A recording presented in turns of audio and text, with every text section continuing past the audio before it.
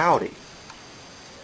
For my next couple of videos, I'm looking at a few little figures I've had for a while now. I wasn't actually planning on reviewing these, but since I may not be reviewing for much longer, I figured, why not? First off, there's Generation 1 Drag Strip. He's a Formula 1 racer with 6 wheels, something that gives him a futuristic feel.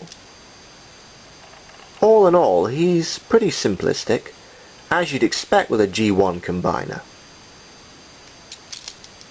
He's generally show accurate, though I'm not fond of this dull yellow taken by itself. A while back I touched him up with a black marker and my own decals since the original stickers were peeled off. He's also missing the huge cannon that you're meant to place here. But he does have that classic rub sign feature, which needs warm fingers for it to work properly.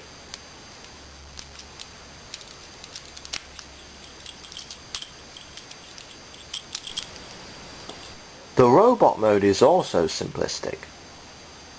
As with most of these G1 combiners, his only articulation is in his arms, which can raise up and down. As for how he looks, well, he still has that dull yellow on him, but this chrome engine, I think it's chrome, makes a nice shiny torso plate for him. He's also missing his gun, which can fit into one of these holes. There's no place for his double-barreled cannon to go, though. Dragstrip forms Menasaw's right arm. You can transform him back into car mode, but leave the legs extended, and flip the head down like so. Then all you've got to do is plug the fist into here, if you have it of course. Overall, this is a nice toy for nostalgic collectors. Modern collectors, not so much. Next, there's Legends of Cybertron Evac. His alt mode is a Dolphin rescue helicopter, and at this scale it looks surprisingly good. Well, the mold does. You can make out his thighs a little bit, but everything else still flows together nicely. Unfortunately, this orange-yellow colour is rather ugly, as it's a bit brighter than it should be. The other colours are decent though. The rotor doesn't spin freely, you have to turn it manually, which is better than it being a floppy nuisance, I suppose. It's actually a removable piece. This is meant for the transformation, but if you watch now, you'll see that you don't have to remove it.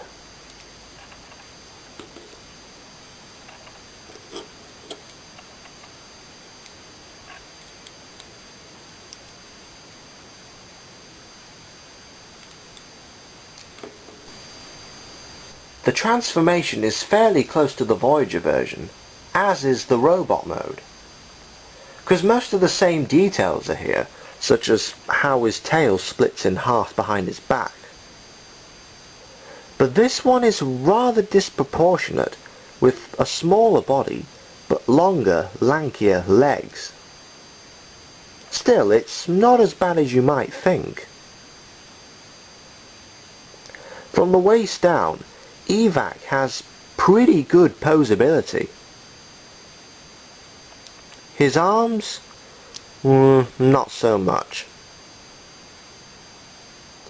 This mold has been recolored twice, into Classic Swirl and Universe 2 blades. While this figure is okay, I recommend buying one of those figures over this one. Finally, Legends Recon Barricade. Obviously, a recolor of the original, in a colour scheme that I honestly wish the deluxe version had. Instead of a dull grey, he's now a snazzy silver on top. And the dark blue complements it really well. His Decepticon logos on the sides mimic the Deluxe's Sheriff logos, which is a nice touch. He generally looks more interesting than his predecessor here.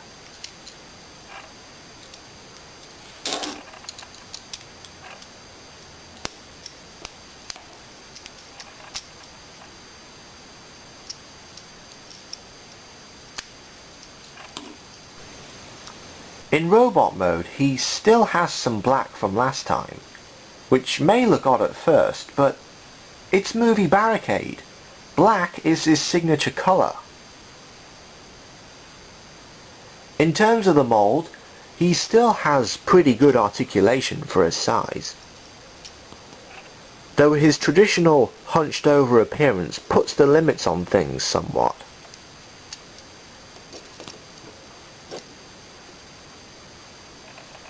This was available as both a singleton and with Legends Cliffjumper.